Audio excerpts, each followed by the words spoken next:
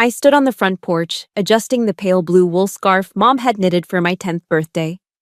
I took a deep breath, filling my lungs with the damp, pine-scented air typical of suburban Seattle, trying to anchor myself in the peace I had fought so hard to return to.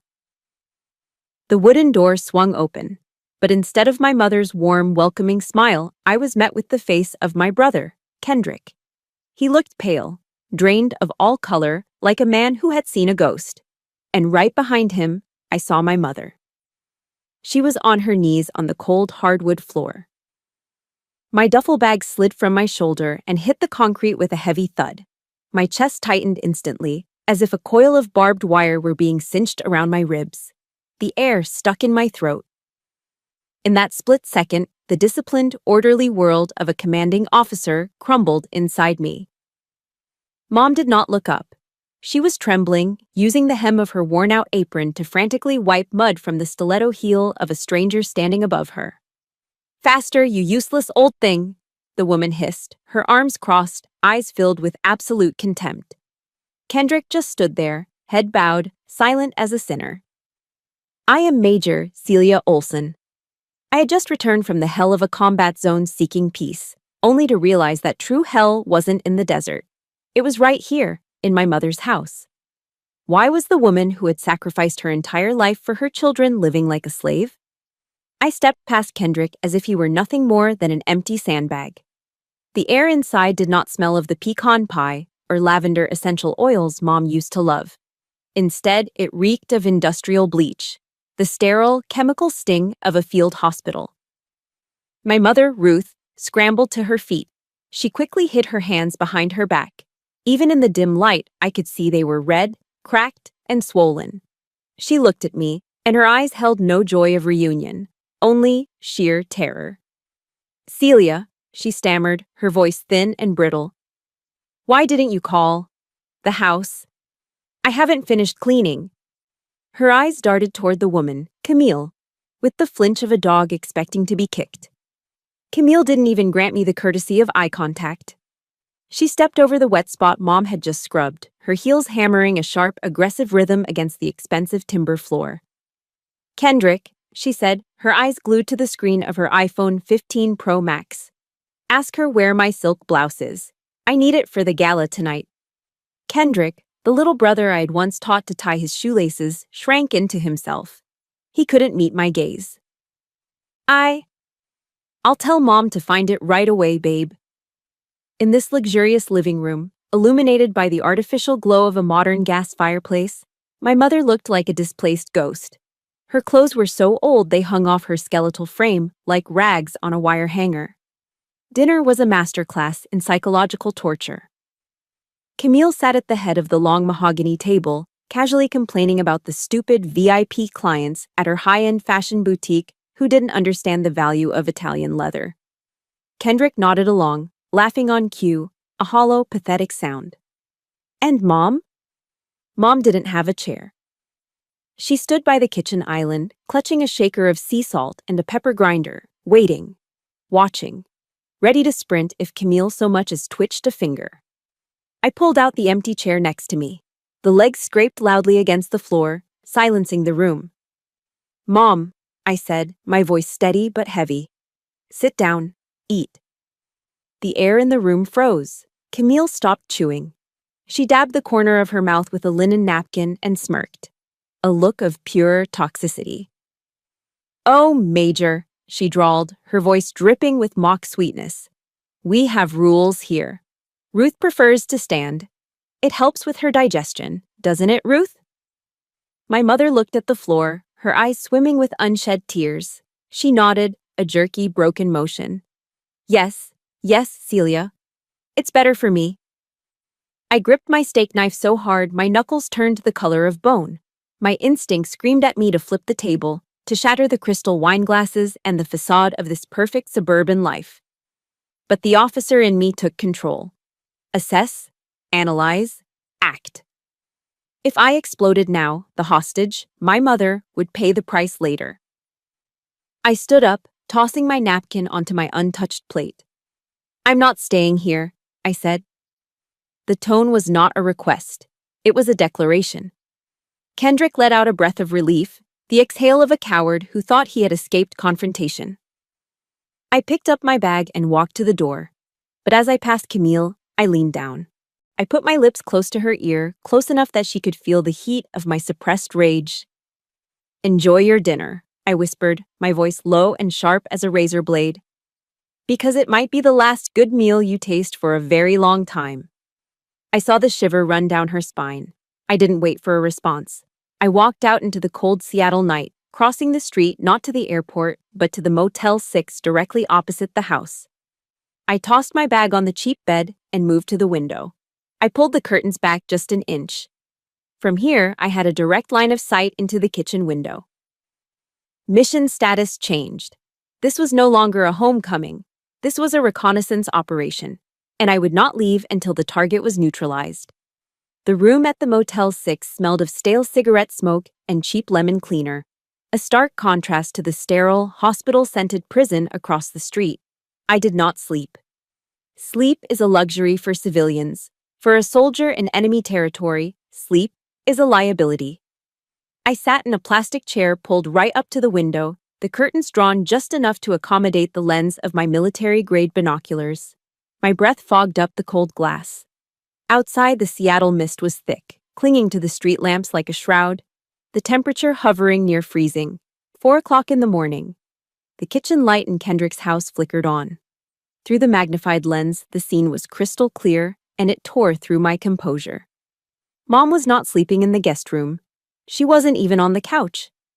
I watched, my grip tightening on the binoculars, as she rolled up a thin, foam camping mattress she had laid out on the tiled floor of the pantry. She looked like a refugee in her own son's home. She didn't start her day with a moment of peace or a hot tea. Instead, she moved to the laundry sink. She plunged her hands into the water. Even from here, I knew the water was ice cold. She began to scrub a pile of delicate, colorful silk garments, Camille's blouses. I remembered Camille's voice from dinner. "The machine ruins the fibers, Ruth." So, my 65-year-old mother was hand-washing them at 4 in the morning. I zoomed in. Her hands, once soft and warm when she tucked me in as a child, were now raw, swollen, and red, resembling old, knotted ginger roots. She rubbed her knuckles to get warmth back into them, then went right back to scrubbing. 7 o'clock in the morning. The prince and princess awoke. I watched Camille descend the stairs in a silk robe that probably cost more than Mom's Social Security check. She sat at her vanity table near the window, her face twisted in a permanent scowl. I couldn't hear the words through the glass, but I could read the body language, and the volume was loud enough to penetrate the double-paned windows. "Where is my coffee?" she screamed. "It has to be sugar-free almond milk, you senile old woman." Mom rushed into the frame, balancing a steaming mug. In her haste, the toe of her worn slipper caught the edge of the expensive Persian rug. She stumbled. She didn't fall, but the mug tilted. A small splash of beige liquid sloshed onto the saucer. Camille's reaction was immediate and feral. She stood up and swiped her hand outward, knocking the hot mug straight into my mother's chest. "Useless!" The words seemed to vibrate through the air. "Are you trying to burn me?" I gasped, my own hand flying to my mouth. But Mom didn't check her burned skin. She didn't cry out in pain. Her first instinct, trained by months of abuse, was to grab the hem of her shirt and frantically wipe the few drops of coffee that had landed on Camille's slipper. She was apologizing. She was begging for forgiveness for being burned. 12 o'clock in the afternoon. Kendrick's BMW pulled into the driveway. He was home for lunch, probably to grab files. I watched him walk into the kitchen. Mom was standing in the corner, eating. She was holding a styrofoam cup of instant noodles, the cheap kind, sodium-rich and nutritionally dead. The noodles looked soggy, swollen from sitting too long. On the kitchen island, right next to where Kendrick put his keys, sat a large cardboard box, a leftover seafood pizza from last night. Half of it was still untouched. Any decent human being, let alone a son, would offer a slice. Instead, Kendrick picked up the box. He looked at Mom, then looked at the pizza. He didn't offer it. He walked to the trash compactor and shoved the entire half pizza inside. I could almost hear his excuse as he gestured to the bin. Make sure you take the trash out before Camille gets home. She hates the smell of old seafood. He walked past his mother as if she were a broken appliance, a piece of furniture that had outlived its warranty. The nausea that hit me wasn't from hunger. It was from the realization that Kendrick's cowardice was far more repulsive than Camille's cruelty. He had sold his soul for a quiet life, paying for his comfort with his mother's dignity. 9 o'clock in the evening. The house went dark, save for the porch light. The back door creaked open. Mom stepped out into the freezing night air, hugging her thin cardigan around her fragile shoulders. She sat on the cold concrete steps of the back patio. She reached into her pocket and pulled out a small, rectangular object. I adjusted the focus on my binoculars. It was a photograph. An old, creased snapshot of our family from 20 years ago. Dad was still alive, standing tall and proud. Kendrick was just a teenager. I was in my first uniform. We looked happy. Mom traced the face of my father with her thumb. Her shoulders began to shake. She was crying. But she didn't make a sound. She pressed her hand firmly over her mouth, stifling the sobs, terrifyingly conditioned to be invisible, to be silent, so she wouldn't disturb the sleep of her masters upstairs. It is heartbreaking to watch someone you love suffer in silence, isn't it? If you believe that every mother deserves to be treated with dignity and respect, please take a moment to tap the like button and comment "Respect" below. Let's show that we stand with Ruth. I lowered the binoculars. The plastic casing was wet with my own tears. In the Bible, there is a commandment my mother recited to us every Sunday. Honor thy father and thy mother. Looking at that house, I realized Camille and Kendrick weren't just being mean. They were desecrating that commandment. They were spitting on it. The image of my mother, alone in the cold, silencing her own grief to serve her abusers, snapped the final tether of my restraint. The surveillance log was closed. The evidence was undeniable. I stood up and packed the binoculars away. I was done watching. Tomorrow, I would not be a witness. I would be the consequence. I was in the middle of zipping up my tactical duffel bag, preparing my gear for a confrontation I had planned for the next morning. Then the sound tore through the quiet suburban street. It was the unmistakable, violent crash of heavy metal hitting ceramic tile. It came from across the street. I grabbed the binoculars. Through the lens, the kitchen was a scene of chaotic misery. My mother had been on her feet for 18 straight hours. Her body simply gave out. She had been lifting a heavy stock pot of boiling chicken noodle soup from the stove, and her grip had failed. The pot hit the floor. A cloud of scalding steam erupted, instantly fogging the window. But what happened next made my blood run cold. Camille did not rush to see if my mother was burned. She did not check for injuries. She lunged forward like a rabid animal. She grabbed my mother by the shoulders and slapped her. It was a vicious, open-handed strike that snapped my mother's head back. Mom lost her balance on the slick, soup-covered floor and fell backward. Her head cracked against the corner of the massive stainless steel refrigerator. She slumped to the floor and did not get up. Kendrick was standing right there.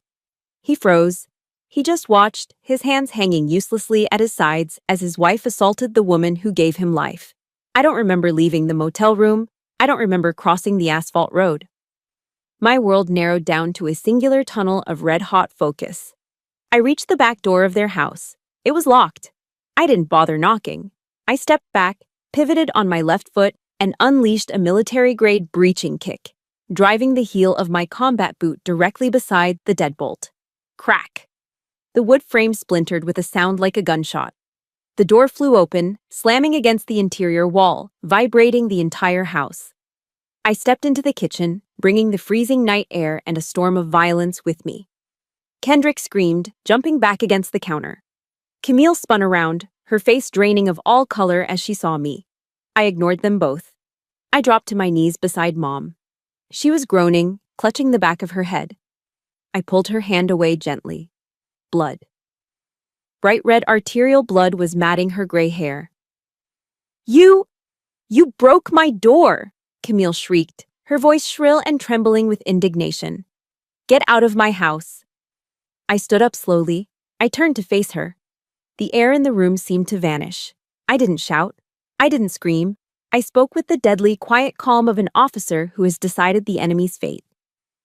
If you speak again, I said, my voice low, I will not be responsible for what happens to you. Camille opened her mouth to argue. I closed the distance between us in 2 strides. I invaded her personal space, forcing her back against the sink. I leaned in, my face inches from hers, my eyes locking onto hers with the intensity of a sniper scope. Listen to me very carefully, I whispered. If you ever touch her again, if you even look at her the wrong way, I will come back. And I will break every single finger on the hand you used to hit her. That is not a threat, Camille. That is a promise from a major in the United States Army. She stopped breathing. Her eyes went wide with genuine primal fear. She realized that her money, her status, and her arrogance meant absolutely nothing in the face of raw, disciplined violence. I turned my head to Kendrick. He was shaking, pressing himself into the cabinetry. And you, I said, looking at him with zero emotion. You stood there? You watched her bleed? Celia, he stammered. You're dead, I cut him off. The brother I knew is dead. You are just a stranger to me now. I turned back to Mom. I helped her to her feet, supporting her weight as she swayed. We are leaving, Mom. Get your purse. We are going right now. Mom looked around, confused and terrified. The conditioning of her abuse ran deep. Her eyes darted to the spilled soup on the floor. But, Celia, she whispered, tears streaming down her face. Dinner. I ruined dinner. Who is going to clean this up? Camille will be so angry. I squeezed her shoulders, forcing her to look at me. There is no more Camille, I said firmly. I am here.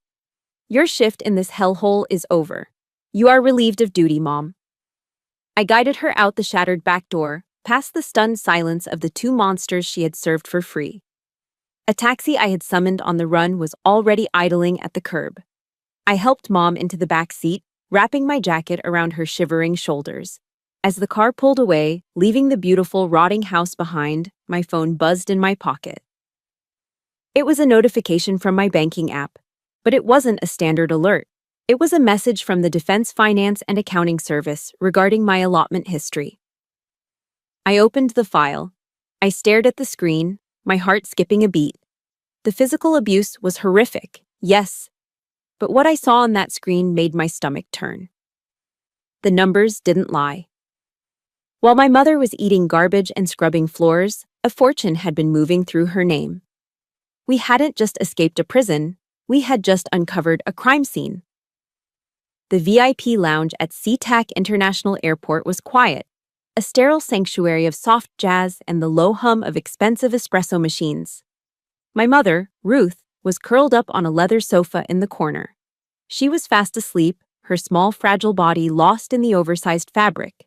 She looked exhausted, her face pale, her hands still twitching slightly in her sleep, as if she were still scrubbing invisible stains from a silk blouse. I sat opposite her, my military-issued laptop open on the coffee table. The blue light of the screen illuminated the dark circles under my eyes. I plugged in my card reader and navigated to the MyPay portal, the secure site where the Department of Defense manages military payroll. For the last 6 years, every single month, I had set up a discretionary allotment. It was a direct transfer of $2,000 from my combat pay, sent automatically to a joint account I had opened for Mom before I deployed. I wanted her to be safe. I wanted her to have independence. I did the math in my head before the page loaded. $2,000 a month, 72 months. That was a principal sum of $144,000. That is enough money to buy a small condo in a quiet town. It is enough to hire a full-time housekeeper. It is enough to ensure that an elderly woman never has to wash clothes in freezing water at 4 a.m. The page loaded. My eyes scanned down to the allotment history and the current balance of the receiving account. My heart stopped. The air left my lungs. $12.50.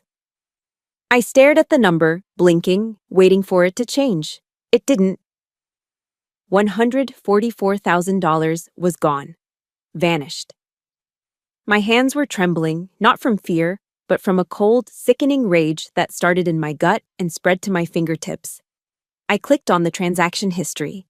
I needed to know where the blood money went. I needed to see what my sweat, my sacrifice, and my absence had purchased. It wasn't spent on arthritis medication. It wasn't spent on organic groceries or heating bills for my mother. The transfers were systematic. Every month, within hours of my deposit hitting the account, the funds were swept into another account. Kendrick and Camille Olson. Joint checking. I scrolled through their spending log, and each line item felt like a knife twisting in my chest. Lease payment. BMW Financial Services, $800. Emerald City Golf Club, monthly dues, $300. La Mer Spa and Skincare, $500. Gucci, Bellevue Square, $2,500. I looked at my mother sleeping on the couch. I thought about the instant noodles she ate for lunch. I thought about the trash she scavenged from. I bled in the sand of Afghanistan for this. I missed my daughter's first steps for this. I lived in shipping containers and dodged IEDs so that my sister-in-law could drive a luxury SUV and get $500 facials, while my mother was treated like a stray dog in the basement. They didn't just steal my money. They stole my mother's dignity. They stole her golden years. I pulled my phone from my pocket. My thumb hovered over Kendrick's name. I didn't hesitate. I dialed. He picked up on the second ring. His voice was groggy, thick with sleep, but laced with a pathetic panic. "Celia, where are you? Where is Mom?" he stammered. "Camille is freaking out. She has a brunch tomorrow and nobody ironed her linen pants." "Shut up," I said. My voice was lower than a whisper, colder than the grave. "What? Celia, listen, you need to bring her back." "I'm looking at the bank statements, Kendrick," I interrupted, cutting him down mid-sentence. $144,000. The line went dead silent. I could hear his breathing hitch, the silence of a guilty man caught holding the smoking gun. "Celia." "Wait," he finally choked out, his voice trembling. "I can explain. We just borrowed it. Temporarily. You know how it is, the real estate market is tough, and Camille, she needs to maintain a certain image for her career. We were going to pay it back. We just needed to look successful, to become successful." "Image?" I let out a dry, humorless laugh. "You let our mother eat garbage so your wife could carry a Gucci bag. You let her scrub floors on her knees so you could play golf?" "It's not like that. We provided her a room. We gave her a roof over her head." "You gave her a cell," I snapped. "Listen to me and listen well. I just got off the phone with the Defense Finance and Accounting Service. I have canceled the allotment, but I didn't stop there. I called the fraud department at USAA. I reported unauthorized access and theft of funds targeting a vulnerable senior citizen." "Celia, no, you can't." His voice cracked into a high-pitched whine. "They'll freeze everything." "They already have," I said, glancing at the confirmation email on my screen.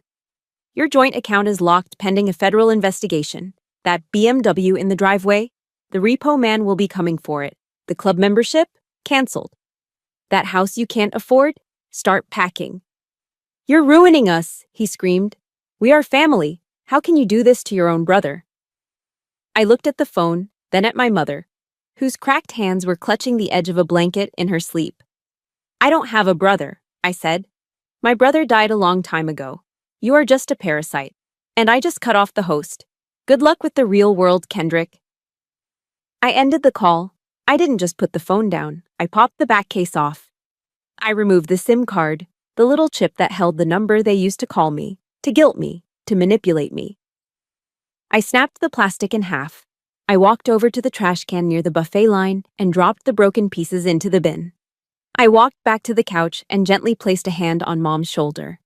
She stirred, blinking her eyes open, looking up at me with that habitual fear. "It's okay, Mom," I said softly, closing the laptop. "The bad dream is over. We are going home." Kendrick was gone. Seattle was behind us. But as I looked at the departure board for Virginia, I knew the war wasn't over. It was just moving to a new front. We arrived in Virginia under a slate gray sky, but inside my house, everything was bright, curated, and suffocatingly perfect. Savannah met us at the door. She wore the practiced, welcoming smile of a model military spouse, her hair perfectly blown out, her outfit coordinated with the season. She hugged Mom, but I felt the hesitation, a split-second pause where she assessed the worn-out clothes and the smell of travel that clung to us. Our home in Alexandria was a masterpiece of interior design. It was the kind of house that belonged in a magazine spread: white walls, beige accents, and everything arranged by color and texture. It was beautiful. And for my mother, it was terrifying. Daisy, my 5-year-old daughter, was the only burst of genuine, unfiltered joy. She squealed and wrapped her arms around her grandmother's legs. But Mom didn't relax. She stood stiffly in the entryway, clutching her battered handbag like a shield. When we moved to the living room, Mom hesitated. She looked at the sofa, a pristine, cream-colored linen sectional that Savannah treated like a holy relic. Mom looked at her own pants, which were faded and slightly stained from the flight, and then she backed away. She didn't sit. She found a corner near the wall and stood there, her hands nervously smoothing her shirt, her eyes darting around the room looking for a chore to do. It was the reflex of a caged animal that had been released, but still felt the bars. She believed she had to work to exist. 2 weeks passed, and the relief of the rescue began to curdle into a silent, grinding tension. Mom's trauma did not disappear just because the zip code had changed. In fact, her survival habits began to clash violently with Savannah's obsession for order. It started at 4 o'clock in the morning. I would wake up to the sound of soft scrubbing. Mom would be down in the kitchen, washing the hardwood floors on her hands and knees before the sun came up. She did it because she thought she had to earn her keep. But to Savannah, it was a nuisance. "Celia, I can't sleep," Savannah whispered one morning, her voice tight with irritation. "Why is she cleaning a clean floor? It's unnerving. She moves around the house like a ghost." Then came the food. I found little Ziploc bags hidden in the back of Mom's nightstand drawer. Half-eaten biscuits, a few grapes, a slice of cheese wrapped in a napkin. She was hoarding food, terrified that the fridge might be locked again. But Savannah didn't see the tragedy. She only saw the mess. "We have ants, Celia," Savannah announced one evening, slamming a drawer shut. "Ants in the guest room because your mother is stashing trash in the furniture. I can't find my spice jars because she rearranges them every day. I know she has been through a lot, but she is driving me crazy." The breaking point was not an explosion, but a sigh. It was a Tuesday evening. We were in the living room. Mom was eating a cracker, trying to make herself small on the edge of a wooden chair. She still refused the sofa. Her hand trembled slightly, and a few crumbs fell onto the expensive Persian rug. It was nothing. A few specks of dust. But Savannah let out a sigh. It was a long, loud, theatrical exhale of exhaustion. She didn't say a word. She just stood up, marched to the utility closet, and grabbed the Dyson vacuum. She turned it on right next to Mom's feet. The sudden roar of the machine in the quiet room sounded like a weapon engaging. Mom flinched violently. She dropped the cracker, her hands flying up to cover her face, her body curling inward. Her face went pale, her eyes wide with panic. She wasn't seeing Savannah cleaning a rug. She was seeing Camille about to strike. She started mumbling, I'm sorry, I'm so clumsy." Savannah rolled her eyes, shouting over the noise of the vacuum. "Oh my God, Ruth, relax! It's just a vacuum. I told you to eat at the table." I shut the vacuum off. The silence that followed was ringing in my ears. Mom was trembling, wiping invisible tears from her cheeks. Later that night, in our bedroom, I tried to bridge the gap. "Savannah, please," I said, keeping my voice low. "She has PTSD, loud noises, sudden movements. She thinks you're going to hit her. You have to be patient." Savannah was sitting at her vanity, aggressively removing her makeup. She spun around to face me, and I saw the stress etched into her features. She wasn't evil, but she was civilian. She didn't understand that safety is a feeling, not just a location. "I have limits too, Celia," she snapped. "I am working on 3 major design projects. I need peace in my own home. I can't walk on eggshells every time I turn on an appliance. I want my space back." She is my mother, I said, feeling a wall rising between us. She has nowhere else to go. Savannah stood up, her face flushed with frustration. She looked me in the eye and delivered the words that severed the last thread of my hope. Look, I love you, and I feel bad for her. But this is our house, Celia. It is not a refugee camp. She turned off the light and got into bed, turning her back to me. I stood in the dark, listening to the silence of the house. I realized then that I had extracted Mom from the war zone, but I hadn't brought her to safety. I had just brought her to a different kind of battlefield, one where she was an unwanted burden, an unsightly stain on a perfect white canvas. And for the first time, I felt completely alone in the marriage I thought was my sanctuary. That fateful Tuesday afternoon, I clocked out early from the Pentagon. The traffic on Interstate 395 was surprisingly light, and for the first time in weeks, I felt a flicker of hope. Maybe tonight I could cook dinner. Maybe we could sit down, me, Savannah, Mom, and Daisy, and actually function like a family. I unlocked the front door, expecting the silence of the suburbs. Instead, I walked into a wall of noise. It was a sound that made my stomach turn over, shouting, high-pitched, aggressive, furious shouting. I dropped my keys and ran into the living room. The scene before me froze in time, etched into my memory like a combat photograph. My mother was on her knees. She was scrambling on the floor, her hands trembling violently as she tried to pick up the jagged shards of blue and white porcelain. It was the Ming vase, an antique reproduction Savannah had bought at an estate sale for $2,000. She treated that vase like a child. Now it was in pieces. But I didn't care about the vase. I stared at the floor. A drop of bright red blood fell from my mother's finger and landed on the pristine, snow-white wool carpet. Then another drop, and another. She had cut herself on the sharp ceramic. She was bleeding. Standing over her was Savannah, my wife, the woman I loved. Her hands were planted on her hips, her face flushed a deep, angry crimson. She wasn't helping Mom. She was screaming at her.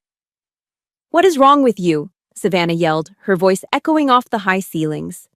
"I told you 1,000 times not to touch my decor. Are you deaf? Or are you just senile?" Senile. The word hung in the air. And then, the world shifted. It happened in slow motion. My vision tunneled. The edges of the room blurred into darkness. I looked at Savannah, but I didn't see my wife. Her face distorted, morphing into the sneering, contemptuous face of Camille. The expensive Virginia living room dissolved into the cold, bleach-scented kitchen in Seattle. Mom was on her knees. Mom was bleeding. Mom was terrified. The enemy had breached the perimeter. Threat level, critical. My rational brain, the part of me that was a loving partner and a mother, shut down. The soldier took over. The alpha wolf protecting the wounded pack member surged forward. I didn't think. I didn't breathe. I moved. I crossed the room in 2 strides. I shoved Savannah away from my mother. It wasn't a gentle push. It was a tactical maneuver to clear the threat. Savannah stumbled back, shock registering in her eyes. "Celia," she started to say. But the adrenaline was already in my veins. My arm moved before my mind could stop it. Crack. The sound of my open palm striking Savannah's cheek was sickeningly loud. It sounded like a dry branch snapping in a winter forest. Savannah fell back onto the cream-colored sofa, clutching her face. She looked up at me, her eyes wide, filled with a mixture of disbelief and horror. The silence that followed was heavy, suffocating. "No!" Mom screamed from the floor, reaching out to grab my pant leg with her bloody hand. "Celia, don't. Please!" From the top of the stairs, a high-pitched wail shattered the moment. "Mama hit Mommy!" I looked up. Daisy was standing there, clutching her teddy bear, tears streaming down her face. She looked at me not with love, but with fear. I looked down at my own hand. It was stinging. It was trembling uncontrollably. I had used the same hand that swore to defend the Constitution, the same hand that held my daughter, to strike my wife. I felt sick. I wanted to vomit. "Celia," Savannah whispered, tears spilling over her lashes. I'm sorry. I was just so angry about the vase. I didn't mean to yell." I looked at her.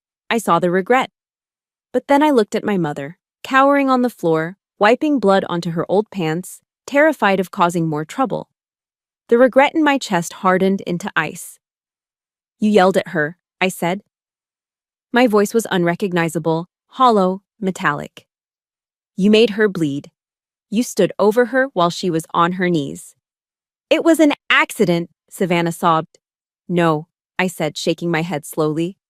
It wasn't. You sounded just like them. You sounded just like Camille. Don't say that, Savannah cried, reaching for me. I stepped back. I couldn't let her touch me. Not now. The line had been crossed. The house was compromised. Pack your things, Mom, I commanded, my voice flat. Just the essentials. We are leaving. Celia, stop, Savannah pleaded, standing up. Where are you going? You can't just leave. We can talk about this. There is nothing to talk about, I said, lifting Mom to her feet. I didn't look at the broken vase. I didn't look at the white carpet stained with my mother's blood. I promised her she would never be hurt again. I failed. I won't fail twice. This is the hardest choice a person can ever make.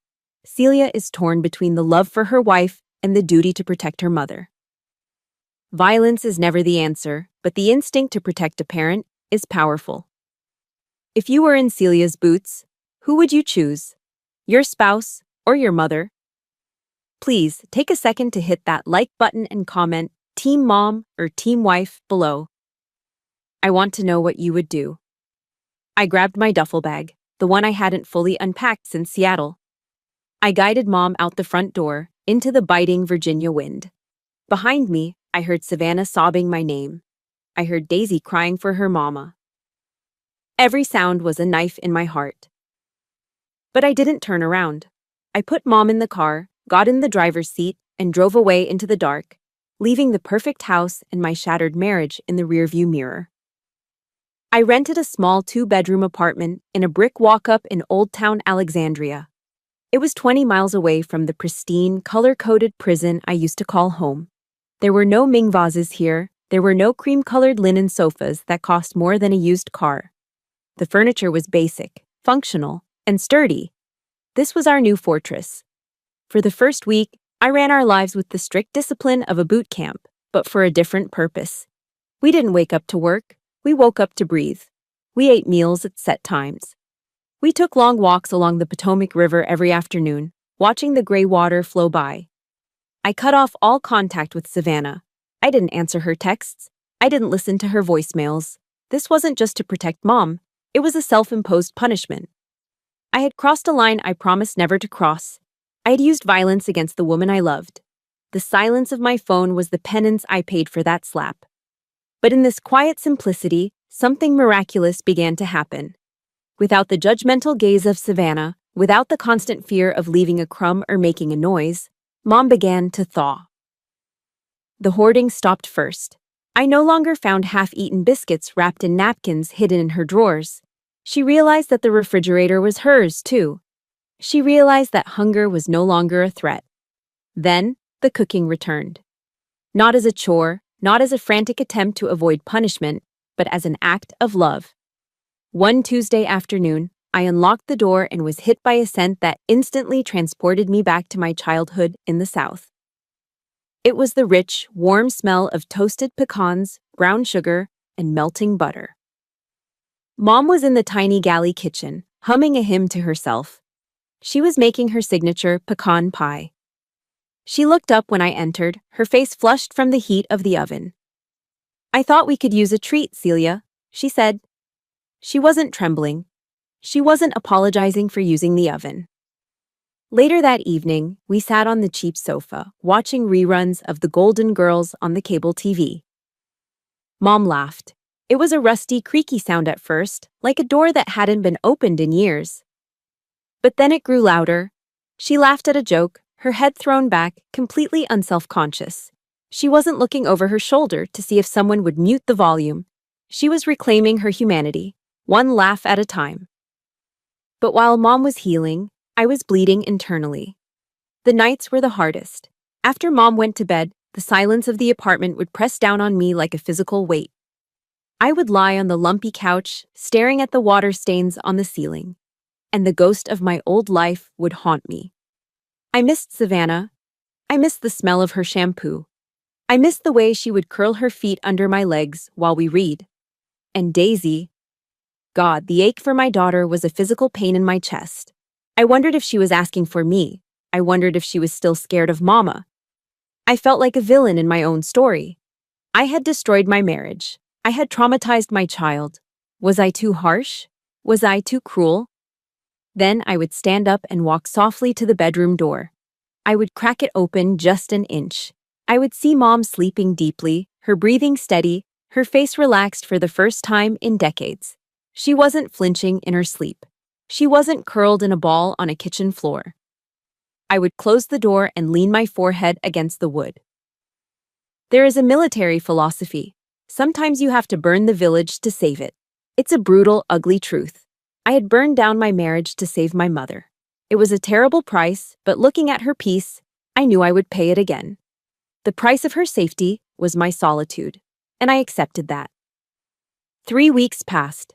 It was a Saturday afternoon, and the Virginia sky had opened up, pouring rain in relentless gray sheets against the window pane. The doorbell rang. I stiffened. I wasn't expecting anyone. My hand instinctively went to the defensive posture I learned in basic training. I moved to the door and looked through the peephole. My breath hitched in my throat. It was Savannah. But it wasn't the Savannah I left. It wasn't the polished, perfect interior designer with the blowout hair and the designer trench coat. She was standing in the rain without an umbrella. Her hair was pulled back in a messy, hasty bun, strands of wet hair plastering to her face. She wore a simple sweatshirt and jeans. She looked tired. She looked dark around the eyes. She looked broken. And in her hands, she wasn't holding a lawyer's envelope. She wasn't holding divorce papers. She was clutching a tin box, a familiar, slightly dented tin box that we used to keep in the pantry. I opened the door. Savannah looked up at me. Water dripped from her nose. She didn't say anything at first. She just held out the tin. Daisy made these, she whispered, her voice cracking. Chocolate chip with extra walnuts. She said Grandma Ruth needs them because Grandma Ruth is sad. She stood there, shivering slightly in the cold hallway. She didn't demand to come in. She didn't shout. She just waited, holding out a box of cookies like a white flag of surrender on a battlefield I thought would never end. I opened the door wider, letting the cold, damp air of the hallway mix with the warmth of the apartment. Savannah stood there, her trench coat soaked through, holding that tin of cookies like it was a peace offering to a hostile nation. She didn't say a word at first. She looked at me, her eyes red-rimmed and swollen, stripped of all the artifice and perfection she usually wore like armor. Then her knees seemed to give way. She didn't fall, she sank. She collapsed right there on the welcome mat, heedless of the dirt, heedless of her designer jeans. I am so sorry, she sobbed, the words tearing out of her throat. I have been so selfish, Celia. I looked in the mirror today, and I didn't see myself. I saw someone cold.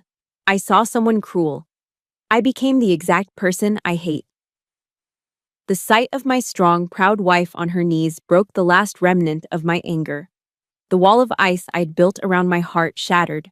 I dropped my guard. I dropped my soldier persona. I knelt down into the wet fabric of her coat and pulled her into my arms.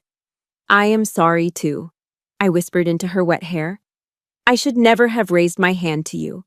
Violence is never the answer, Savannah. I let the war inside my head hurt the person I love most. I am so sorry. We held each other there in the doorway, two imperfect people trying to bridge a gap that had grown too wide. Then, I heard a soft shuffle behind me. Mom stepped out of the kitchen. She was wiping her hands on a dish towel. She saw Savannah kneeling on the floor, crying. A lesser woman might have felt vindicated. A lesser woman might have stood back and enjoyed the sight of her tormentor in pain. But my mother is not a lesser woman. She walked past me. She reached down with those thin, work-worn hands, the same hands that had scrubbed floors and been burned by coffee. And she cupped Savannah's face. Oh, child, Mom said softly. Get up off that floor. You'll catch your death of cold. Savannah looked up, flinching slightly, expecting a reprimand. Ruth, the vase? I was so horrible to you. Hush now, Mom said, pulling Savannah into a hug that swallowed her whole. It was just a vase. It was just clay and paint. You can't hug a vase, Savannah, but you can hug family. And we are family. Savannah buried her face in Mom's shoulder and wept harder, the loud heaving sobs of someone receiving a grace they know they don't deserve. In that moment, I saw the arrogance of the interior designer vanish, replaced by the humility of a daughter-in-law who finally understood the value of the woman she had dismissed. Suddenly, the heavy atmosphere was punctured by a shriek of pure joy. Grandma! Daisy shot out of the car parked at the curb, sprinting up the walkway like a little missile in rain boots. She squeezed past me and launched herself at Mom's legs. I missed you. I missed your singing, Daisy yelled, burying her face in Mom's apron. The apartment, which had felt so quiet and lonely for 3 weeks, was suddenly filled with noise, chaos, and life.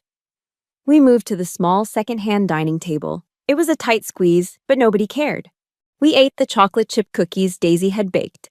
They were slightly burnt on the bottom and had too many walnuts, but they tasted better than any gourmet pastry from a French bakery.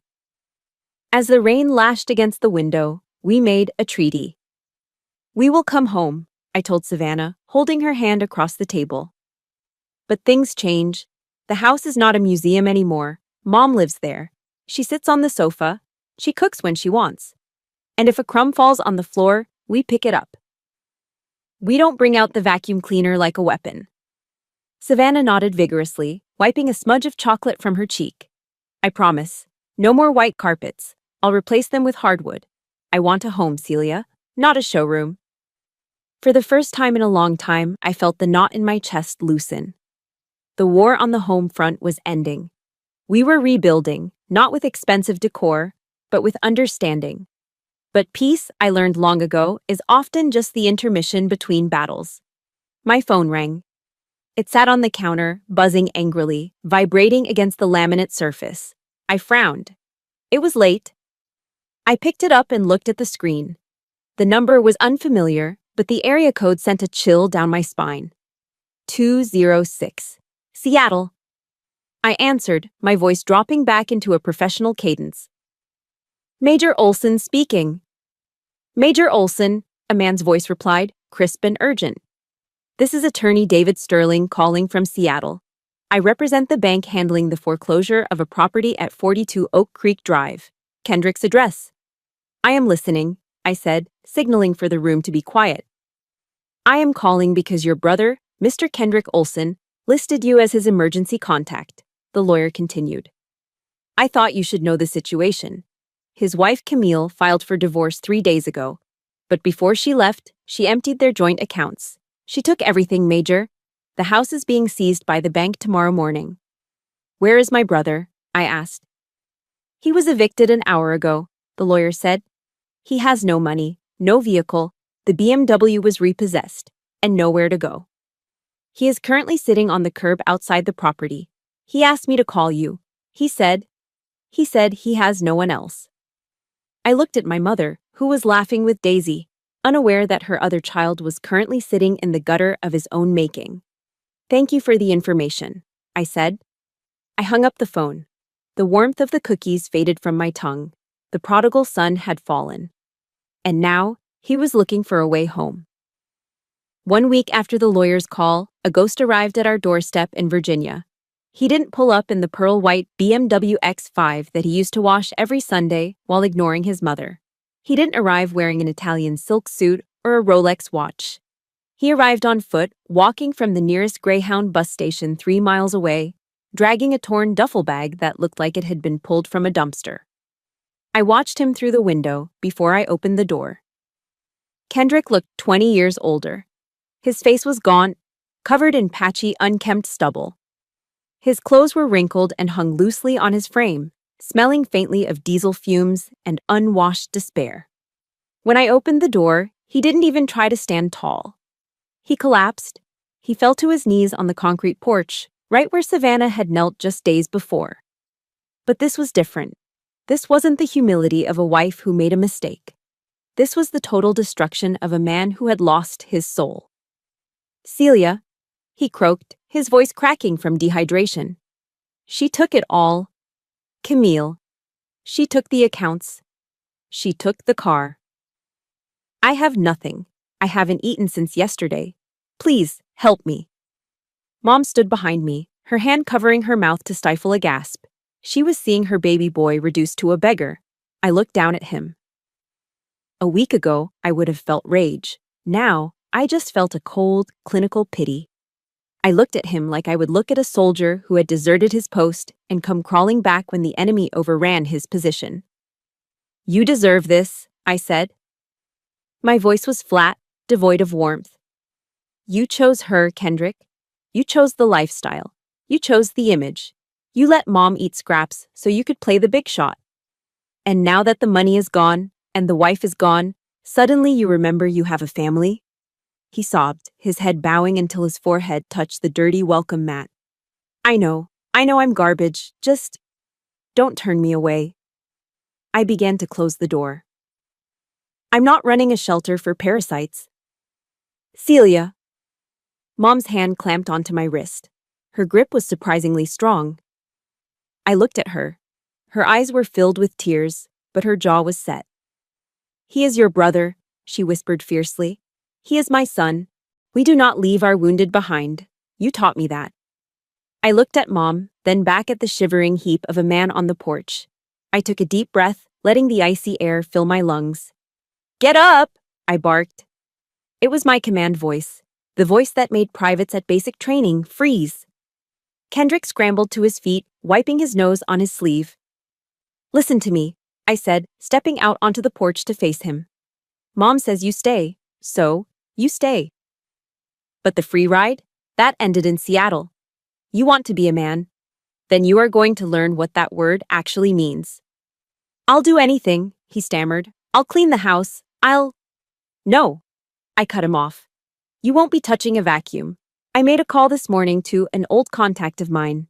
He runs a logistics supply depot near the Quantico base. They need loaders. It is back-breaking work.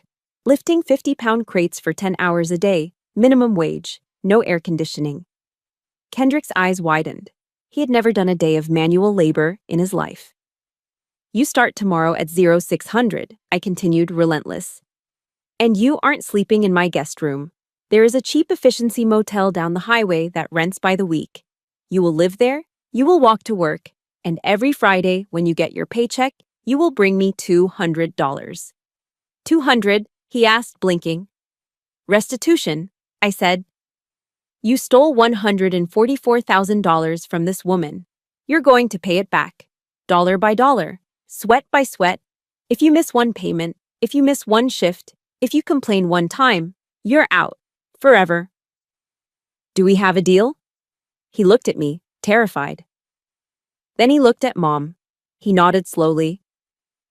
Deal. The next 6 months were a brutal transformation. I didn't make it easy on him. I didn't drive him to work when it rained. I didn't invite him over for steak dinners. I let him rot in that cheap motel room, eating bologna sandwiches and drinking gas station coffee. I watched from a distance as the logistics depot broke him down. The first week, he could barely walk. His soft, manicured hands blistered and bled. He lost 20 pounds of soft, suburban fat. But something else happened. The blisters turned into calluses. The fat turned into lean muscle. He stopped looking at the ground when he spoke. One Friday evening in late November, Kendrick came to the apartment. He didn't look like a beggar anymore.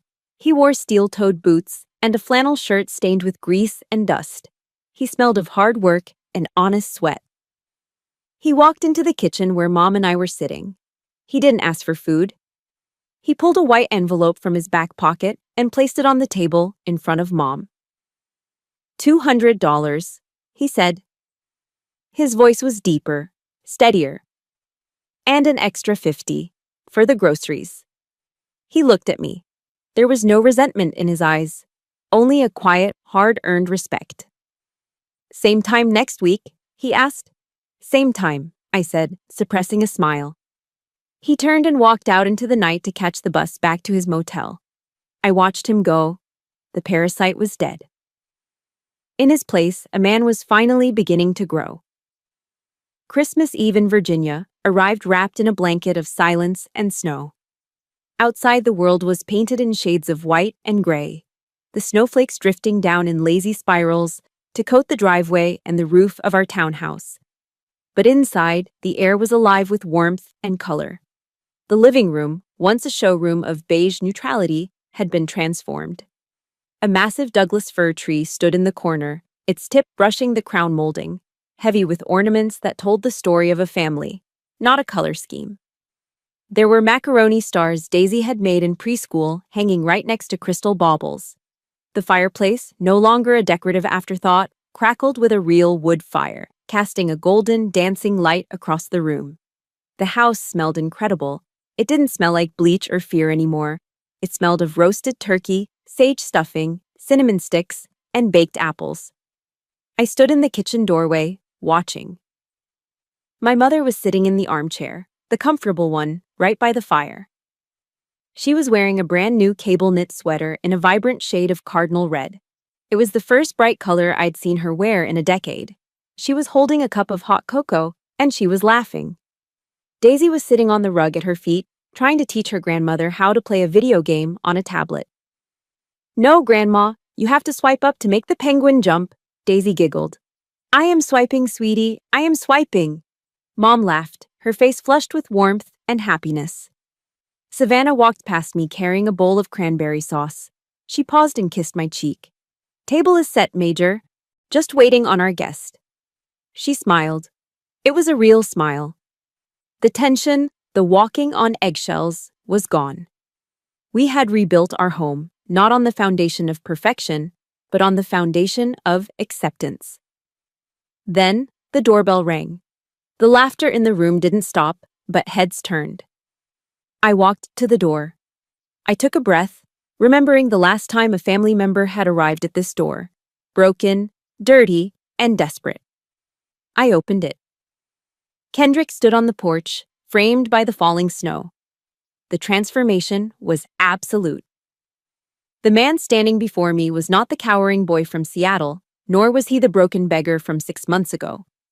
He was wearing a pair of dark denim jeans and a simple, red and black plaid flannel shirt. It was inexpensive, likely bought at a discount store, but it was clean, pressed, and tucked in. His hair was cut short and neat.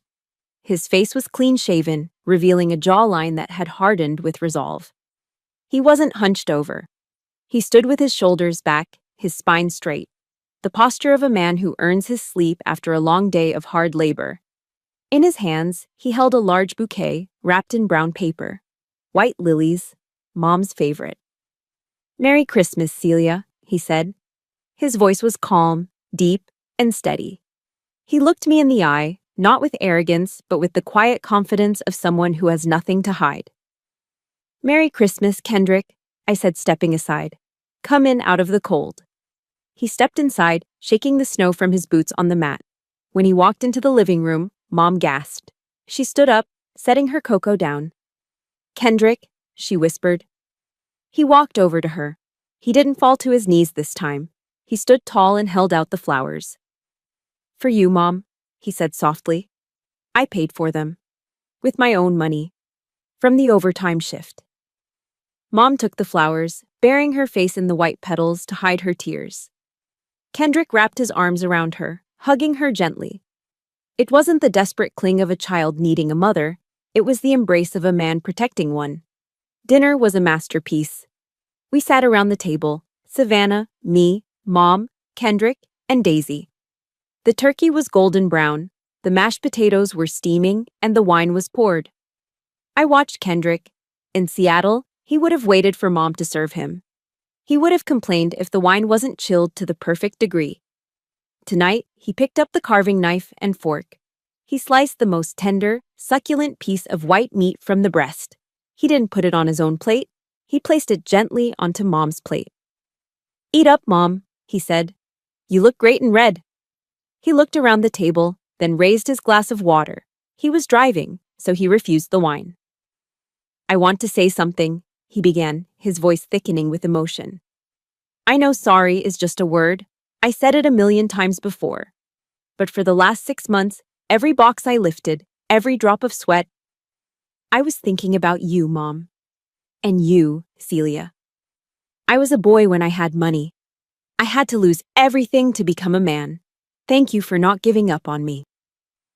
Savannah wiped a tear from her eye and raised her wine glass. To family, she said. Broken, glued back together, and stronger than before. To family, we all echoed. The sound of crystal glasses clinking together rang out like a church bell. Late that night, after the gifts were opened and the house had quieted down, I stepped out onto the front porch. The snow had stopped falling, leaving the world covered in a pristine, glittering blanket of white. I held a mug of mulled wine in my hands, letting the heat seep into my palms. I looked up at the stars, visible now through the clearing clouds. For so long, I had defined my life by the mission. Identify the threat, neutralize the enemy, protect the asset. I had applied that logic to my own family. I saw Camille as the insurgent, Kendrick as the collaborator, and Mom as the hostage. I was right to fight. I was right to breach the door. But as I stood there in the silence, I realized that the greatest victory of a soldier isn't the battle itself. It isn't the adrenaline of the rescue or the satisfaction of punishment. The greatest victory is standing down. It is watching your mother laugh without fear. It is watching your brother stand tall with dignity. It is watching your wife create a home that welcomes the messy, imperfect reality of life. Discipline had been the skeleton that held us upright when we were broken. But love, messy, complicated, patient, and forgiving love, was the flesh and blood that made us live again. I took a sip of the warm, spiced wine and smiled into the darkness. The hostile territory was gone. The perimeter was secure. Mission accomplished, I whispered to the night. I turned around, opened the door, and, looking back at this operation, I realized that my toughest battle wasn't fighting enemies abroad, but fighting for the soul of my own family. I learned that true strength isn't just about protecting the people you love from harm. It is about giving them the grace to heal. We often treat our aging parents as obligations, forgetting that they are the architects of our lives. Honoring them is not a burden. It is a privilege. And for anyone out there dealing with a Kendrick in their life, remember this. Accountability is love. Sometimes you have to let someone hit rock bottom so they can find the solid ground to stand up again. Never give up on the power of redemption. Now I want to turn the mic over to you. Have you ever had to make a difficult choice to protect your peace or your family? Or perhaps you have a story of forgiveness that changed a life? Please share your thoughts in the comments below. I read every single one, and your story might inspire someone else who is struggling today. If you enjoyed this journey with the Olsen family, please subscribe to our channel and hit that notification bell. From my home to yours, I wish you a happy new year filled with health, reconciliation, and endless love. Dismissed.